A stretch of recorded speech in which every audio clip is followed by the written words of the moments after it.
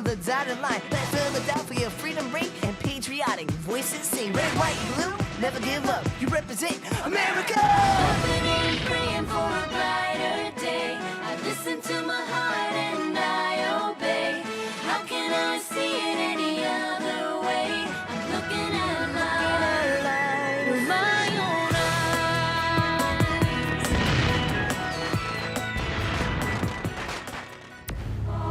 Today on Liberty's Kids, cowardly bandits attacked the Dartmouth. Who is responsible for inflaming the subjects of Boston to this violence? Parliament raised the tea tax over our objections. Maybe next time they'll listen. But you must learn to distinguish between a patriotic act of protest and mob rule. All right. These colonies are troubling with England and Boston. This is not Massachusetts, you say. True. This is Philadelphia and Pennsylvania. But trouble moves round.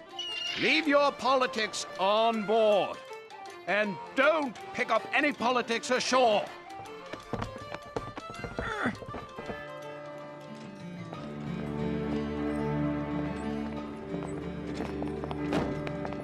September 1774. Dearest Mother, please give my best to Dr. Franklin. As he may have told you, Parliament's response to the Boston Tea Party has not been warmly received. The colonies have sent representatives to Philadelphia to attend a Continental Congress. No thank you. The first gathering of leaders from each of the 13 colonies. They intend to draft a formal response to Parliament. There is so much beauty here. It's not difficult to understand why the people are passionate about their colonies. And passions, as you know, can make men's blood run hot.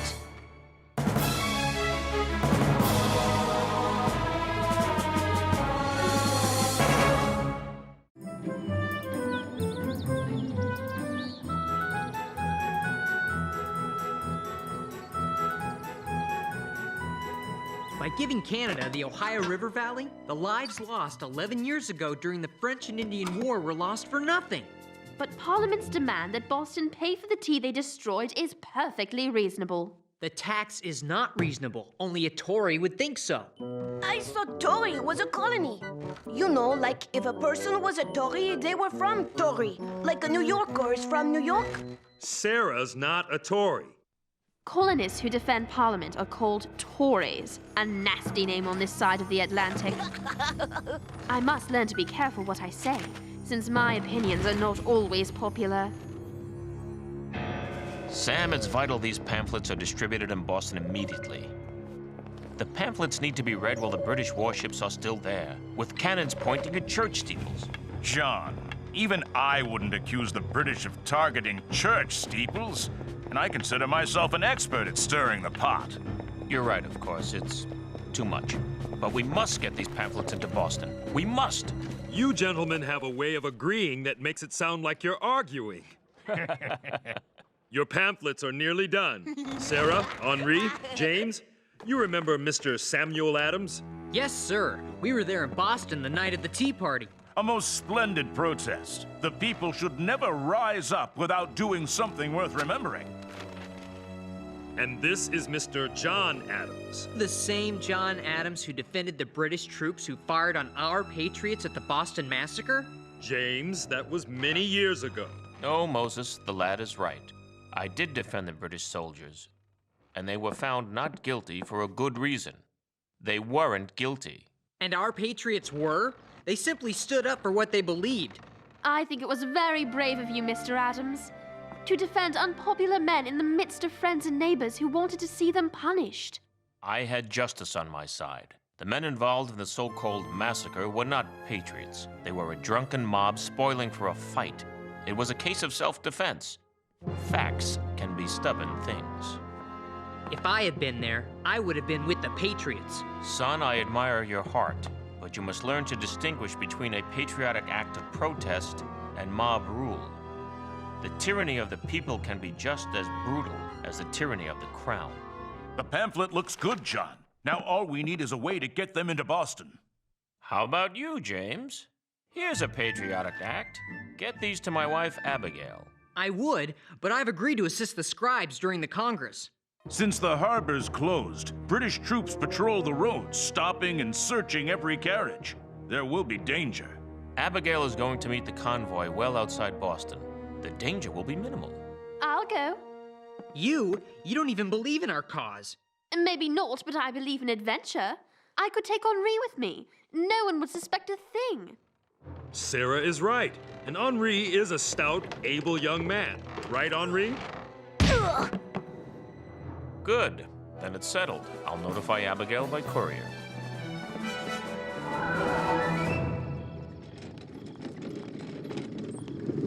You have to learn to be aggressive if you want to be a journalist. I think you were very nearly rude to Mr. Adams. I was to the point, nose to nose. You were as busy giving your own opinion as getting his. I like Sam Adams. Sam is a man of action. This is a time for action. Hey, who's that? Whoa! What have we here? Stand right where you are. I was looking for my shipmate. I'll be on my way. I offered to buy you a drink. I don't drink. That it? Or is you wouldn't join the toast? Me, Parliament rot the wretched louts! Where are you going? I don't know my way at night. Oh, all right already. Look, I don't want any trouble. Let me go about my business. You are my business. I'm worried about you out in the chilly night air. He needs a warm coat of tar and feathers. Let me go! Stop! I can't believe I'm going to miss this. I can't believe you'd want to have anything to do with it. If you were a gentleman, you'd put a stop to it. Imagine how silly he's going to look covered with tar and feathers. He'll look like a giant barn owl. Hooty hoot! Hooty hoot! I'm Hooty the sailor.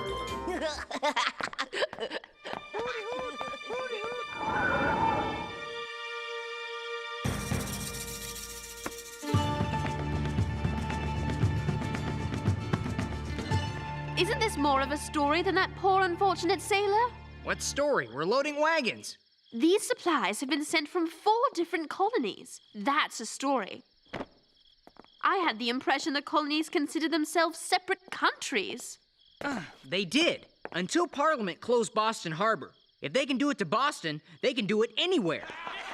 Stop! What is it? It's the barn owl on parade. Let me go!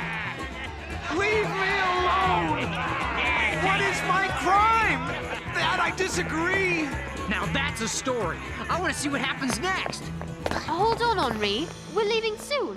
The wagon master said the roads out of Philadelphia are easier to travel with this moon. Hooty hoot! Hooty hoot! Hooty hoot! Hooty hoot! On the same city street, at the same time, I witnessed an act of compassion as strangers donated food for people in need, for people they have never met. Yet, I also witnessed a callous act of brutal bullying, and James is swept up in it. Stop! No! Let me go!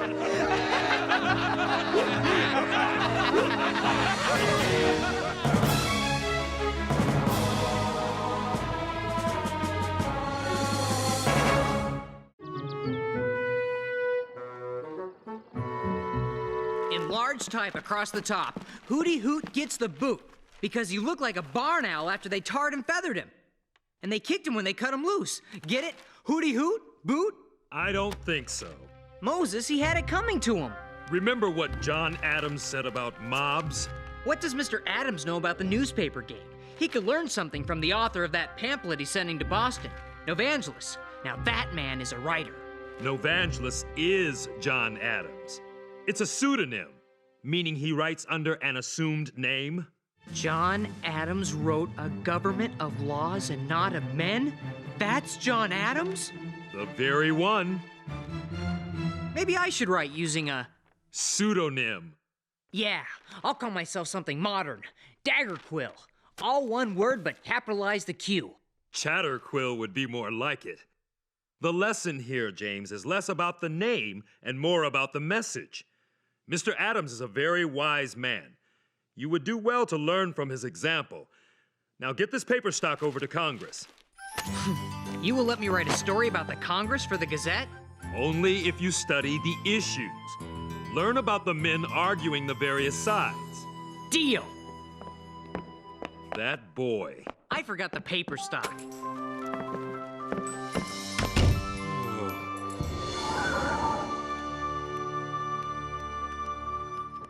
Dearest Mother, this land is even more spectacular than Father has described in his letters.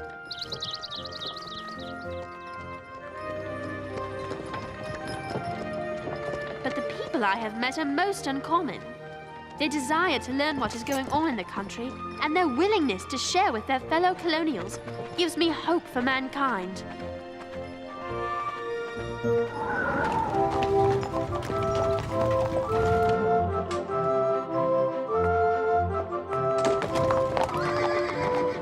I could choke half of them with my bare hands. Don't they understand the suffering that's going on in Boston? Patience, Sam. We will make the case with facts stacked one upon another like bricks. Soon we will have an argument so strong it will be impervious to attack. On our second day, an old man brought his sheep to the convoy. He explained he was too old to continue herding sheep. He had given most of his flock to his daughter, but he wanted to give the rest to the blockaded city of Boston. At first, our wagon master didn't want to accept the flock. It would have slowed us down too much. But I had an idea. All right, troops. I know nothing of sheep, but I know soldiers. I depend on you to assist me, Lieutenant. Yes, General, sir. Quit fighting with the Lieutenant. You there, big horn. If you behave, I will give you all ranks of honor and names of valiant French knights and musketeers. It is essential at the outset to determine our method of voting. Who is that at the podium? Him? That's Patrick Henri. Population of the larger colonies. What say you? Hear, hear! Point of order! At the provisional meeting of the Stamp Act, we voted by colonies. One vote each. Yes, we're all equal. No! Outrageous! Who is that standing up? Delegate Dwayne. He's from New York. What say you to that, sir? The matter of the vote has not been decided. That's John Adams. Him, I know. Let's make a deal. I'll tell you everyone I know, and you tell me everyone you know. I know everyone. Everyone? Who's that? John Jay of New York. Now, please, I'm trying to listen. As we set about our business, I remind everyone of our purpose. We are here to re-establish harmony with Great Britain. We're not here to provoke Parliament into further action against us. Hear, hear! Outrageous! Gentlemen, come to order. I have just received a message by courier that British warships have fired cannon upon the city of Boston. Church steeples have fallen. There is panic in the streets, and some number of dead.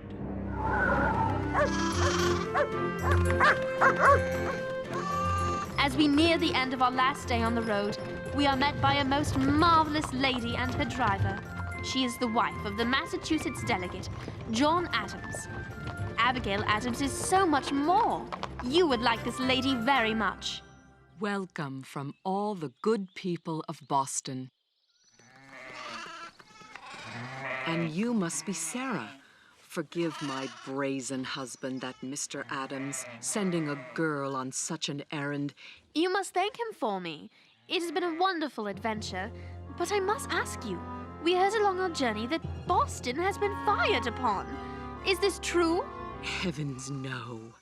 General Gage sent troops to Cambridge and took arms and powder stored there. Patrols on the road stopped supplies from entering the city. But actual warfare? God save us from that. Has any word come from England?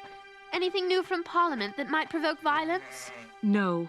General Gage can act under his own authority. He claims he seized the powder and guns to prevent violence. However, if he finds these pamphlets, it would be sedition. That could land us all in jail. Sedition? That's like treason. You have nothing to fear. I won't let anything happen to you. I promise. Please put everything in my carriage. I know how to get the pamphlets into Boston without anyone going to jail. My squadron! If I follow the marsh road into Boston, no one will think twice. Young men, that's brilliant. Tell me what happened in the Congress. Well, I found the delegates at Carpenter's Hall arguing over what to do about the Intolerable Acts. One group wants to demand Parliament repeal the Intolerable Acts, while the other group wants to ask the king for his help. Who are the leaders? The firebrands. That's what the moderates called them. Are the Massachusetts men, John Adams and Sam Adams. Write the names down. Who are the moderates then? Who speaks for them? Our own delegation. Can you believe it? Shame on Pennsylvania. Mr. Galloway sounds as if he were a member of Parliament himself. Good job, James. Excellent reporting. You have all the facts. Why are you so glum? Because they just talk and talk and talk. Why won't they fight it out and be done with it? Let's say a prayer of thanks we have men who aren't so quick to fight. The moderates won. They're going to petition the king to fix it with Parliament. It could be weeks before there's any news. Moses, let me do a story on the sailor that got tarred and feathered. That's real news, patriotic and funny. I know where you can find the sailor. Maybe you should talk to him and still see how patriotic and funny you think it is.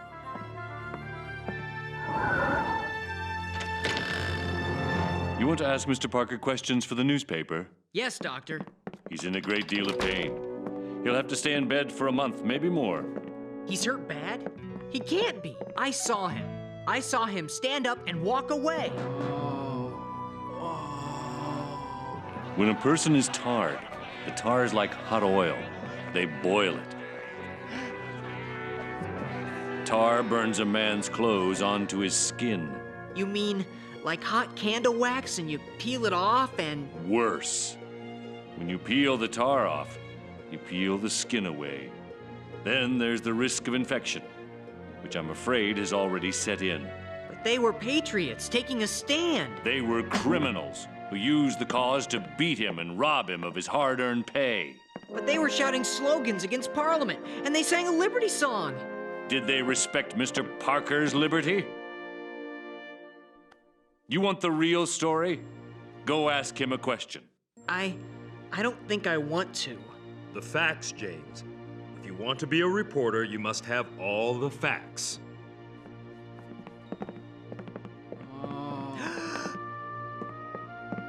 Tears are salty. That adds sting to the wounds.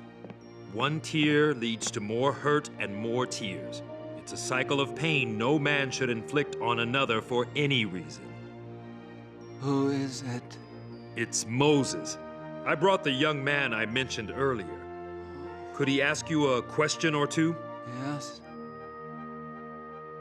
Is there anything I can do?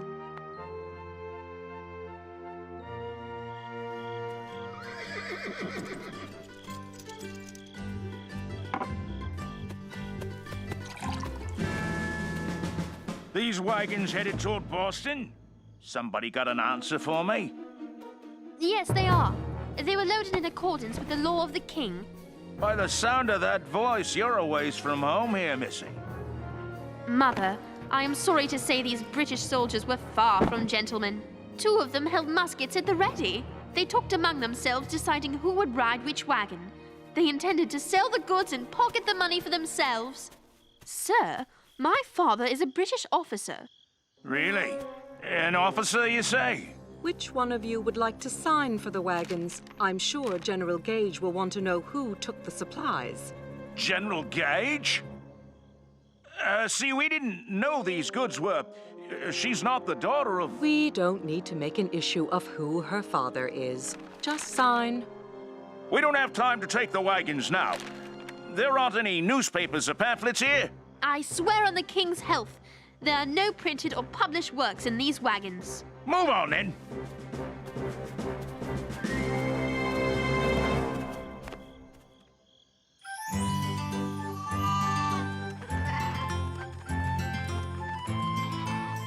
What was that? What is over there? All right. Stay quiet until we know what we're up against.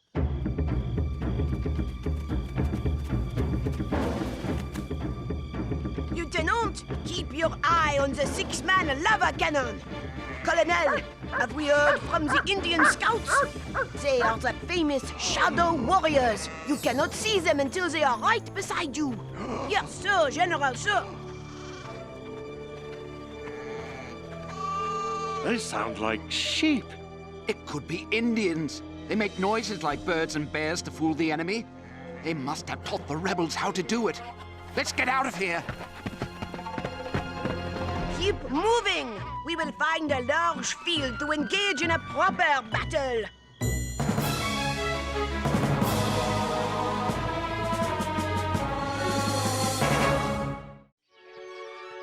After Henri delivered his squad of sheep, he returned the dog he called Lieutenant to the old man. We rode back to Philadelphia on horses from the stable of Abigail Adams. I shall miss her. Safely back in Philadelphia, I made my way to Mr. Adams with a letter from his wife.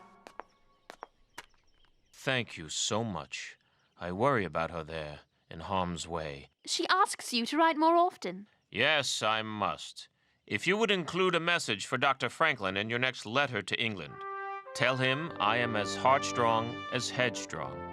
I am convinced by this Congress that America will support Massachusetts or perish with her. I will tell him that.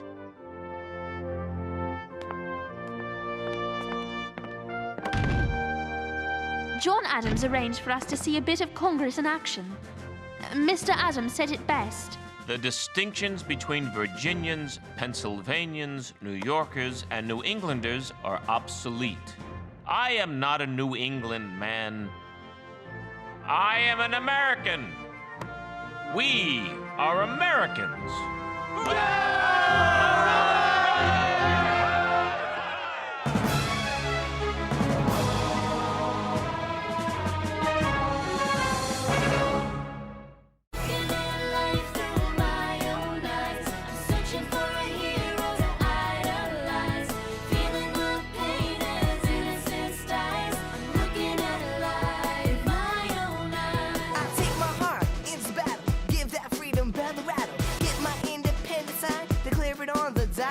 Red, white, blue, never give up. You represent America!